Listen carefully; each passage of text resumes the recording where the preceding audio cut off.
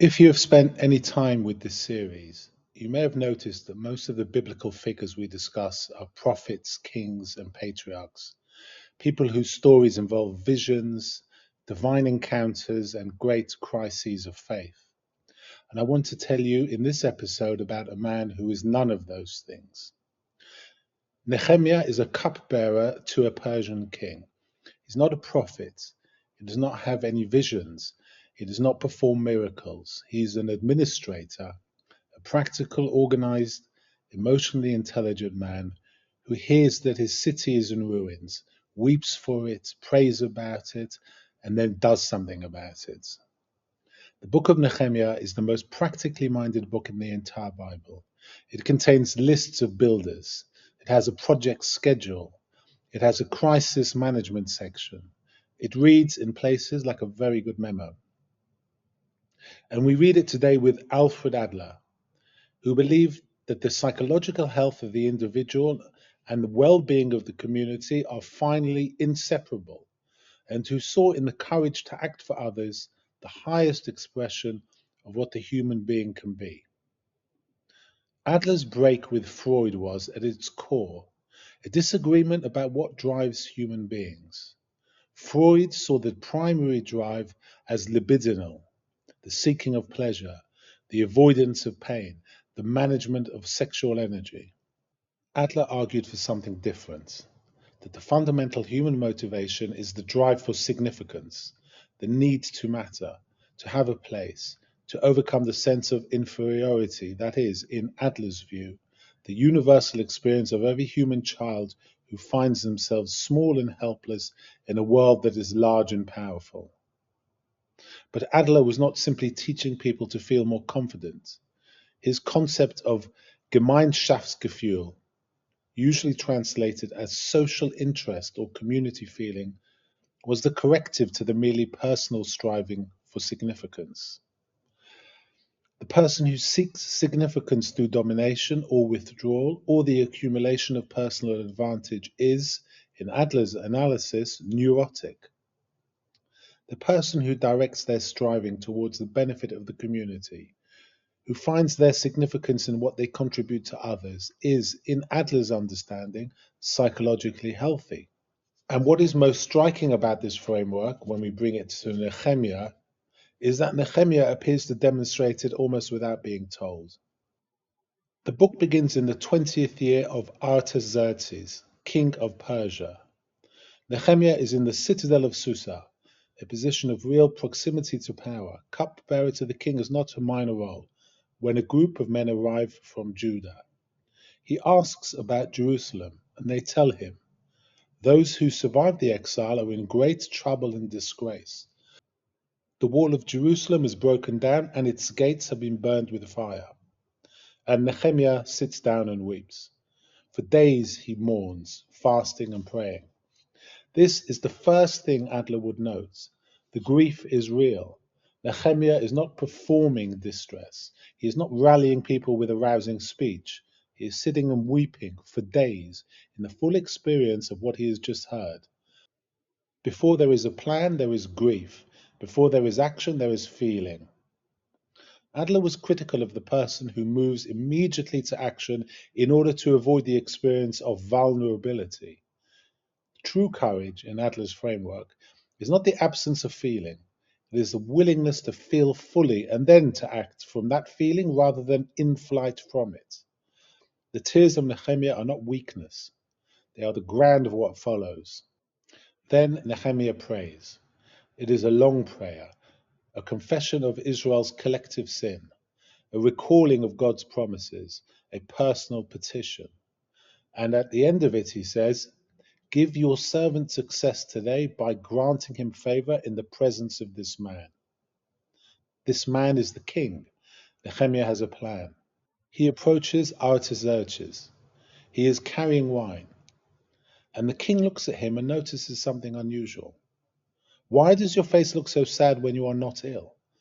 This can be nothing but sadness of heart.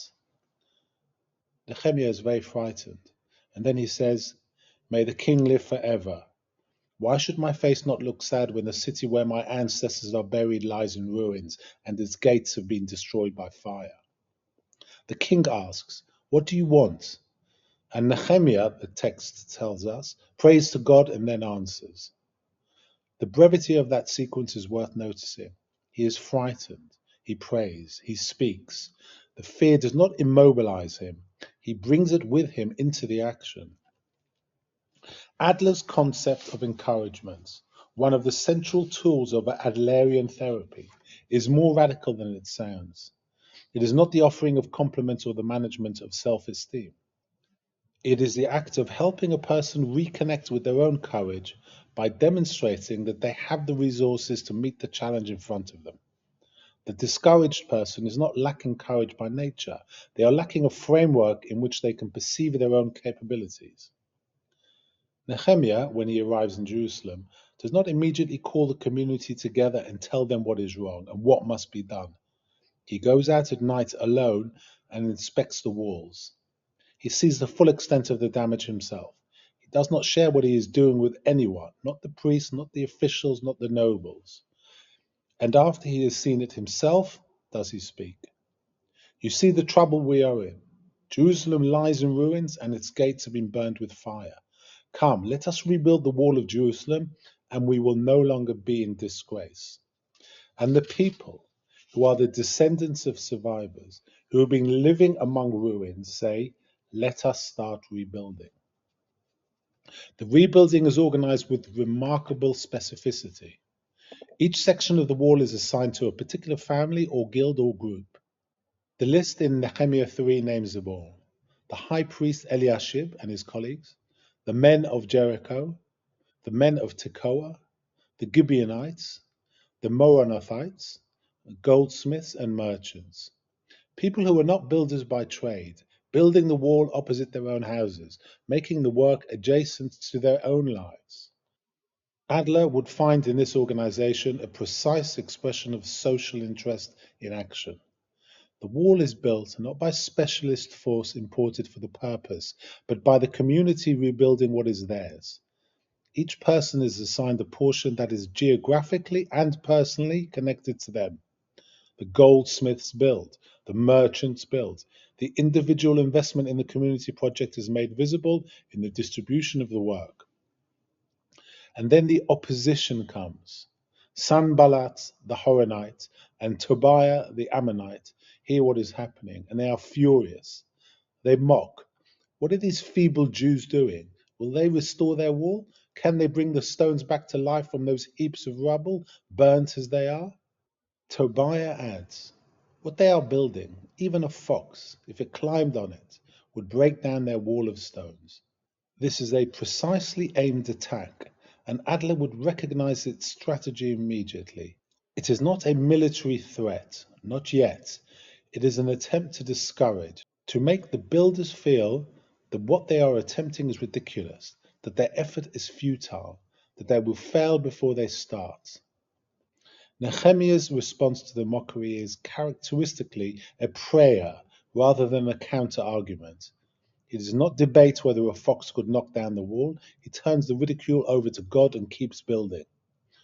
When the wall is half built, when the gap has been closed to half its required height, the attacks escalate.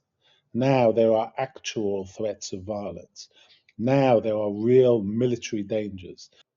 And Nehemiah's response has two components that Adler would find exactly right. The first is practical. He arms the builders.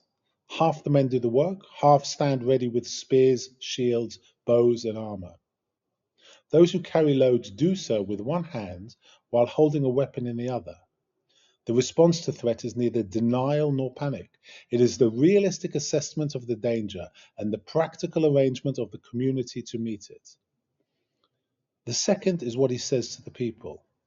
Don't be afraid of them. Remember the Lord who is great and awesome, and fight for your families, your sons and your daughters, your wives and your homes. Fight for your families. Fight for your sons and daughters. The courage Nehemiah invites is not abstract heroism. It is a concrete love of the specific people whose lives depend on the wall being built. The wall is finished in 52 days.